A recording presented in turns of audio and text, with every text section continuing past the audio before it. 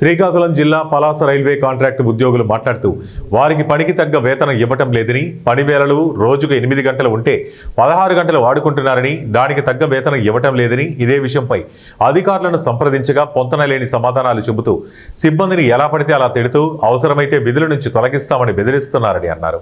ఈ చాలీచాలని జీతంతో కుటుంబాలను పోషించడం చాలా కష్టంగా ఉందని, సిబ్బందిలో ఎవరికైనా హెల్త్ సమస్యలు వస్తే వాళ్ళిచ్చిన వేతనం వారికే సరిపోదని, ఇక పిల్లలని ఎలా పోషించుకోవాలని, తమకు ఎలా అయినా న్యాయం చేయాలని మీడియా ముఖంగా కోరుతున్నారు.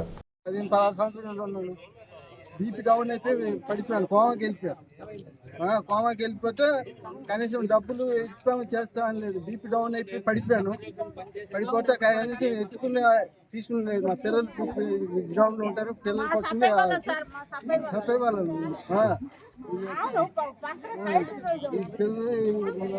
వాళ్ళు వచ్చి తీసుకుని వెళ్ళారు, మా పిల్లలు తీసుకుని వెళ్ళారు, ఆటోలో తీసుకుని వెళ్ళారు హాస్పిటల్. ఏంటి సార్ ఇది అసలు?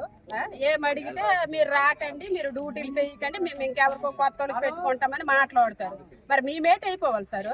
అప్పుడు నుండి తక్కువ జీతం నుండి చేసిన వాళ్ళము ఇది ఏదైనా కరెక్ట్గా ఉందా? అడిగితే ఇక్కడ మీరు చేయొద్దు, మీరు ఇంట్లోకి వెళ్ళిపోండి అంటే అదేంటది? అందుకే మేము ఉన్నాం సార్ బయట.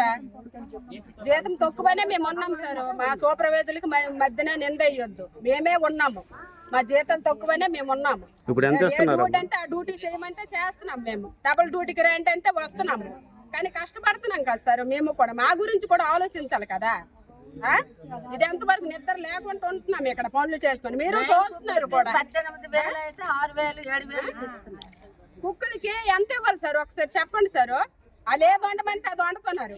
అలాంటప్పుడు ఎలాగ ఇవ్వాలి జీతాలు? అడిగితే తప్పు ఇక్కడ.